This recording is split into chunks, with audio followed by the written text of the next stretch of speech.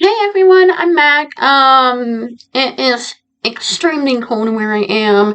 We have like maybe 4 inches of snow, and on top of the snow, an inch or two of ice. And I fell in it. My feet fell through it. My mom fell on it. We both laughed. Um, but yeah, with all that being said and done, we might have another small snowstorm this coming weekend or next weekend, whenever February starts. But without further ado, let's put the show on the road. And I am finally finding more places to talk about. I wish I could go there. Oh, and today when I was helping my mom get the ice off of the road, 6 deer came running by us. And yes, I know it's deer everywhere. Mostly everywhere has deer, and we all seen it, but I've never seen 6 of them outside when I'm been outside at that moment. There was no baby deer, there was a skippering along the ice. I'm like, I wish I was recording. I was so pissed when I stopped the camera. Because I said something about the ice to my friend who moved to Arizona, and I'm like, she is so lucky because they're not freezing, but they're not hot, but they're not freezing, if that makes sense. And I'm like, I would have rather be there than here. Because here is freezing. Actually, the feel like temperature is 7. And it's 19 degrees. Lovely. But anyway, let's start this video. I don't know how to do intros. The Devil's Tower is a lot Catholic, but bottle composed in the indigenous rock in the Bear Lodge Ranger District of the Black Hills, near Hewlett and Sundance in Kirtland County, northeastern Wyoming, above the Belfource River. It rises about 1,267 feet, 380 miles above the Belfource River, standing at 867 feet from the summit base. The summit is 5,112 feet and 1,558 feet above sea level. So I looked at this rock formation on Google and stuff, and it is tall. I'm like, why do I low-key want to go there? Devil's Tower National Monument was the first United States national monument established on September 24th, 1906 by President Theodore Roosevelt. The monument boundary encloses an area of 1,347 acres. The name the Devil's Tower originated in 1875 during the expedition led by Colonel Richard Ivory Dodge, when his interpreter reported misinterpreted a native name to be Mad God's Tower. All information signs that in the area used the name Devil's Tower following a geographic naming standard whereby the atmosphere is omitted. In 2005, a proposal to recognize the several indigenous tribes through the additional designation of the monolith as Bear Lodge National Historic Landmark were opposed by the United States Representative Barbara Cumin, arguing that the name will harm the tourist train and bring economic hardships to the area communities. In November of 2014, Arvo Looking Horse proposed renaming the geographical feature their lawns, can't talk, and submitted the request to the United States Board on the Geographic Names. A second proposal was submitted to request that the U.S. acknowledge what it described as the offensive mistake in keeping the current name to rename the monument and spirit site to Bear Lawns National Historic Landmark. The formal public comment period ended in the fall of 2015. The local Senator Ogden Driscoll opposed the change. The name was not changed. The landscape surrounding the Devil's Tower is composed of mostly sedimentary rocks. And as I looked through things, watched paranormal shows and ghost hunter shows and whatnot, I heard the sedimentary rocks, if I'm pronouncing that right at all, actually emphasizes, if I'm using that word right, the activity. Like, water is a conduit for the activity as well. Because water, like rivers, lakes, oceans, they all have power to them, especially sedimentary rocks. And I kind of have a few in my house. I don't know if they're real, but that's probably why paranormal activity has been kind of, I can't tell if it's paranormal or not. Here and there, maybe, but I need to ask my mom because I've been feeling things lately. But, again, I cannot tell if it's paranormal or not. So, a lot of it can be the ice melting, it can be the weather making the house crack because the house is 28 years old. I don't know. And then it could be all the normal wood cracking, windows cracking because of the weather, wood cracking over time. The oldest rock visible in the Devil's Tower National Monument were laid down in the shallow sea during the Jurassic.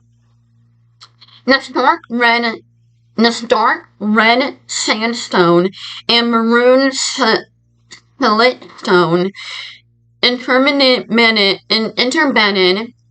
with shale and can be seen along the Belvoirsey River. Oxidation of iron minerals causes the reddiness of the rocks. The rock layer is also known as the Spear Fence Foundation. Above the Spear Fence formation, is a thin band of white gypsum. The gypsum is called the Gypsum Springs Formation. In the Jurassic Age, overlaying this formation is a sand dance formation. During the Palestine epoch, 56 to 66 million years ago, the Rocky Mountains and the Black Hills were uplifted. Magma rose through the crust, including the existing sedimentary layers. The geologist Carpenter Russell studied the Devil's Tower in the late 19th century and came to the conclusion that it was formed by the igneous intrusion. In 1907, the geologist Nelson Horito Darto and C.C. O'Hara of the South Dakota School of Mines theorized that the Devil's Tower must be an eroded remnant of the laclitite, the igneous material that formed the tower, and the phonolite forestry intruded about 40.5 million years ago. So, I would say even before the dinosaurs. Yeah. A light dark gray or greenish gray igneous rock is constituents crystals of bright feldspar as a magma-cooled hexagonal columns formed through some time of 4, 5, and 7 sides columns were possible, up to 20 feet, 6.1 million wide, and 600 feet, 880, I need to read, 180 millimeter tall. As rain and snow continue to erode the sedimentary rocks surrounding the tower's base, more of the Devil's Tower is exposed. Nonetheless, the exposed portions of the tower still experience certain amount of erosion, cracks along the columns, and subject to water and ice erosion. Portions of the event enter columns of rock at the Devil's Tower and continually breaking off and falling. Piles of broken columns, boulders, small rocks, and stones called scree lie at the bottom of the tower, indicating that it was once wider than it is today. The geologist-related Missouri Buttes are located 3.5 miles and 6.5 kilometers northwest of the Devil's Tower. According to the traditional beliefs of Native American peoples, the Kiowa and Lakota are group of girls went to play and were spotted by several giant bears. And by the way, if I pronounced those tribal names wrong, I apologize in advance. Yeah. Who began to hate them. In an effort to escape the bears, the girls climbed atop a rock and fell to their knees and prayed to the Great Spirit to save them. Hearing their prayers, the Great Spirit made the rock rise from the ground towards the heavens so that the bears could not reach the girls. The bears, in an effort to climb the rock, left deep claw marks on the side, which had become too steep to climb. Those are the marks which appear today on the sides of the Devil's Tower. When the girls reached the sky, they turned into the stars of the Pleiades. Another version tells them two Sikos boys wandered far from their village with Mato the bear, a huge creature that had claws the size of the tip of police, spotted them and wanted to eat them for breakfast. He was almost upon them when the boys prayed to the Wakan Teka, the Creator, to help them. They rose up on a huge rock, and Mato tried to get them from every side, leaving huge scratch marks as he did. Finally, he sauntered off, disappointed and discouraged. Wobbly the eagle helped the boys off the rock and back to their village. A painting deception is mentioned that the artist Herbert A. Collins hang over the fireplace in the visitor center in the Devil's Tower. In a Chinese version of the story, the giant bear pursues the girls and kills most of them. Two girls escape back to their home, and the bear still tracking them. They tell two boys that the bear can only be killed with an arrow shot through the underside of the foot. The boys have the sisters lead the bear to the Devil's Tower and trick it into thinking it can climb the rock. The boys attempted to shoot the bear through the foot, and it repeatedly attempted to climb and slided back down, leaving more claw marks each time. The bear finally scattered off when the arrow came very close to its left foot. This last arrow continued to go up and never came down.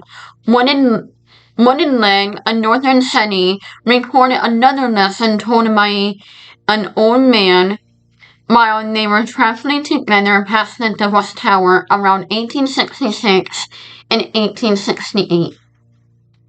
An indigenous man decided to sleep at the base of Bear Lodge next to the Buffalo Head.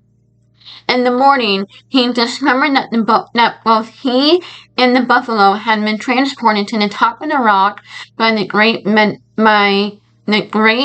Medicine with no way to descend. He spent another day and night on the rock without food or water. After praying all day and then going to sleep, he awoke to find the Great Medicine had brought him back down to the ground, but had left the buffalo head at the top near the edge. The wooden leg asserted that the buffalo head was clearly visible through the old man's spyglass. At that time, the tower had never been claimed, and the buffalo head at the top was otherwise inexplicable. The buffalo head gives the story a special significance in the northern Sine. All the Sine maintain in their camps as scarce teepees to the Great Medicine, containing the tribal spirits objects. In the case of the northern space object was the buffalo head, and Scott Mummonday was also known as Wyoming, was also given the name to Soye Tali, Rock Tree Boy, by Pahono Ihoka, a Kauai elder. Linking to the Devil's Tower bear myth. To reinforce this mythic connection, his parents took him there. Mummonday incorporated the bear myth as unifying subtext into his 1989 novel, The Ancient Child. Foreign travelers may have visited the Devil's Tower, but they left no written evidence of having to do so. The first documented indigenous visitors were members of Captain William F. Reynolds' in 1859 expedition to Yellowstone. 16 years later, Colonial Richard I, Dodge escort by an Office of Indian Affairs, scientifically surveyed party to the massive rock formation and coined the name the Devil's Tower. Recognizing its unique characteristics, the United States Congress decided that the area a U.S. Forest Reserve in 1892, and in 1906, Devil's Tower became the first national monument.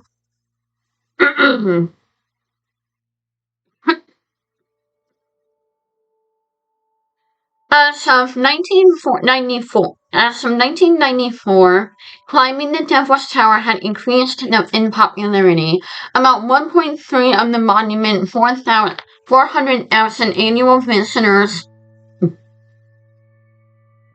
climbed the Devil's Tower, mostly using traditional climbing techniques. The first known ascent of the Devil's Tower by any method occurred on July 4th, 1893. And it credited to William Rogers and Willard Reply, local ranchers in the area. They completed this first ascent after constructing a ladder of wooden pegs driven into the cracks of the rock surface. A few of these wooden pegs are still intact and are visible on the tower when hiking along the 1.3 mile, 2.1 kilometer tower trail at the Devil's Tower at National Monument. Over the following 30 years, many climbs were made to use the methods before the latter fell into despair. The first ascent using the modern climbing techniques was made by Fritz Wenizer and William P. House and Lawrence Conveni in 1937. Wenizer led almost the entire climb free, placing only a single piece of fixed gear and a piton, which he later regretted, deeming it unnecessary and a publicity stunt resulting from a bet. He had intended to descend by 1,000-foot 300 rope, dropping to him after successfully landing on the butt of the package containing the rope. A sledgehammer and car axle to be driven to the rock, and as an archer point slid over the edge. As the weather deteriorated, a second attempt was made to drop equipment, but Hawkins deemed it unreasonable, for the rope became snarled and frozen due to the rain and the wind. Hawkins was stranded for 6 days, exposed to the cold, to the rain, and the wind. Before a mountain rescue team led by Jack Durrance, who had successfully climbed the Devil's Tower in 1938, finally reached him and brought him down. His entrapment and rescue was widely covered by many media of the time. Today, hundreds of climbers scale the sheer rock of the Devil's Tower each summer. The most common route is the Durrance route, which is the second free route established in 1938. There are many established and documented climbing routes covering the rock. The difficulty of these routes ranges from relatively easy to the most challenging in the world. All climbers are required to register with the park ranger before and after attempting to climb. No overnight camping at the summit is allowed. Climbers return to the base, including the Lakota, Seni, and Kiowa. Because of this, the many Native American leaders objected to climbers ascending the monument, considering this to be a desperation. The climbers argued that they had no right to climb the tower since it's on federal land. A compromise was eventually reached with a voluntary climbing ban during the month of June when the tribes are conducting ceremonies around the monument.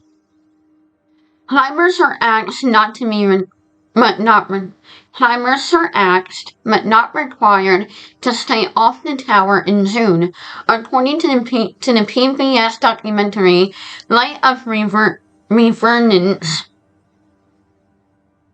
Approximately 85% the month of June. However, several climbers along with the Monument State Federal Foundation sued the Park Service, claiming an inappropriate government and entangled with religion. 7 people have died climbing the Devil's Tower in the park's 818-year history. Rescuers have stranded and under-equipped climbers of the formation are common. The most recent fatality was in September of 2024. Damn, that was 2 years ago. I was going to do this video a few days ago, but I was just too tired and I forgot some of the information I read. And this is why I read from paper. And I completely forgotten that all of this is still happening, which is kind of creepy. When a climber fell to his death while descending, leaving the climbing partner stranded without a rope on the face of the tower until help arrived. The Devil's Tower National Monument protects many species of wildlife, such as white-tailed deer, prairie dogs, and bald eagles. The Devil's Tower has been the subject of various paranormal claims and sightings. Some visitors have seen mysterious lights hovering near the tower at night, which move erratically and disappear without a trace. These lights are often associated with UFO sightings, and the area is known for the volcanic activity and geometrical areas. The tower, unique geological structure, and the surrounding areas associated with volcanic activity had led to speculation about its paranormal activity. While some visitors have claimed to witness some UFOs or other unexplained phenomena, these claims are not supported by scientific evidence and simply approximate skepticism.